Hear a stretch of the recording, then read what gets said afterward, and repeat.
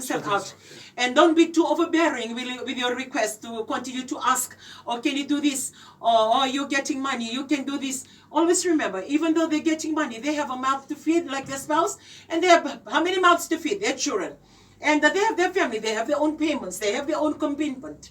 And I think it's very selfish on our part as parents if we are too overriding on the marriages of our children. So, and that's one of the contributing factors as well as the marriage issues. Yeah. Not only as the current marriage that you're in, but also on the marriage of your children that are your children. Yes. I mean, I'll draw back to, I think last week I actually shared, I don't know whether it was last week or this week, on the kingdom economics. I shared a bit on my, my daughter-in-law, and I think it was on Sunday, the God of Our Nation program.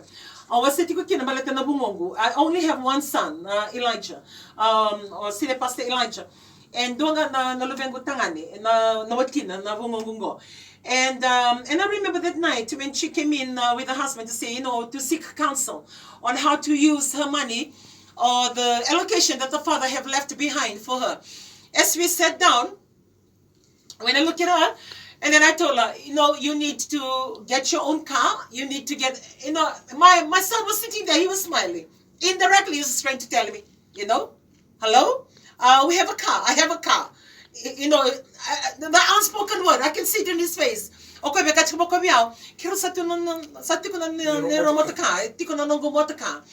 And I was telling my daughter-in-law, I want you to be, independent. I'm talking to my daughter-in-law, not my son, not my daughter, my daughter-in-law.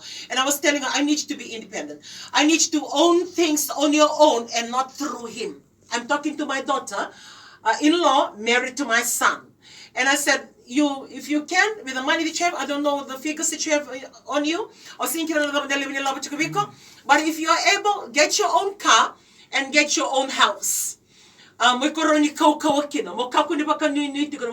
I'm talking to her, but she's married to my son, my only son.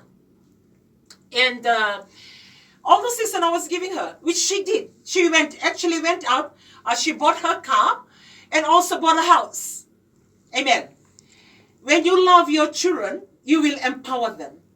Amen. And you will allow them. Give them room. Yeah. And I must thank my son. I must thank SB Elijah on that particular day when we were talking and I was giving counsel on how to use the money. He was agreeing. He told me, he said, hey, that's a real good idea. And he actually saw it through for his wife. He went physically to check on the car, get the car, register the car.